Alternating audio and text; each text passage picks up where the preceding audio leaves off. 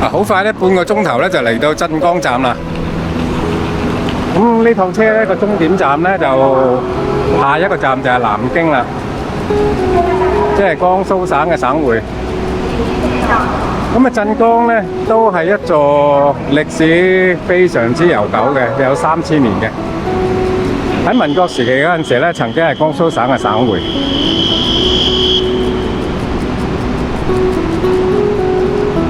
咁呢度咧，我逗留嘅時間唔耐啦，咁啊住一晚。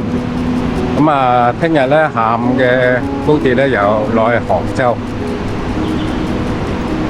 咁啊，今晚咧就因為我住喺呢個西道嗰邊啦，西津道嗰度啦。咁啊，所以夜晚啊睇下夜景啦。咁啊，聽日咧就去呢個金山，水漫金山咧就喺呢度啦。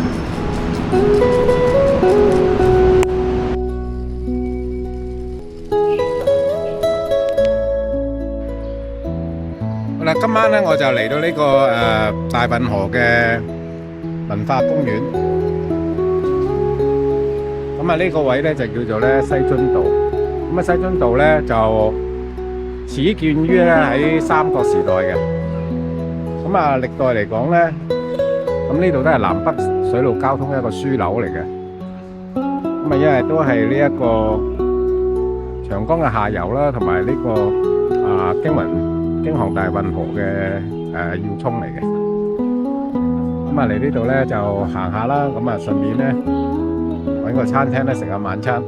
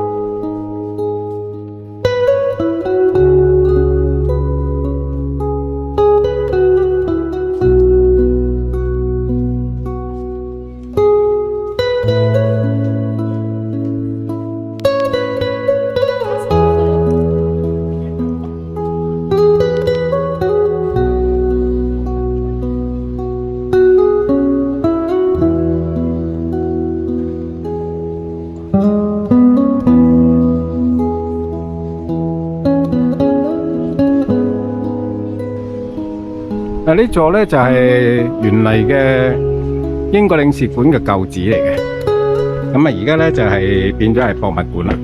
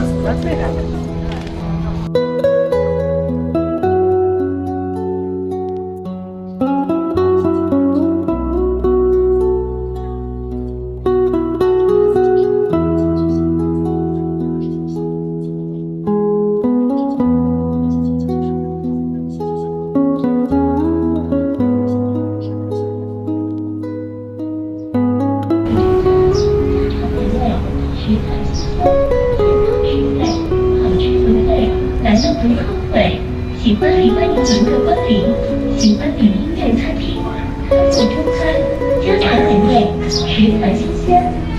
实惠，好吃不贵，来了不后悔。喜欢迎明日光临，喜欢礼遇六餐厅，特色中餐。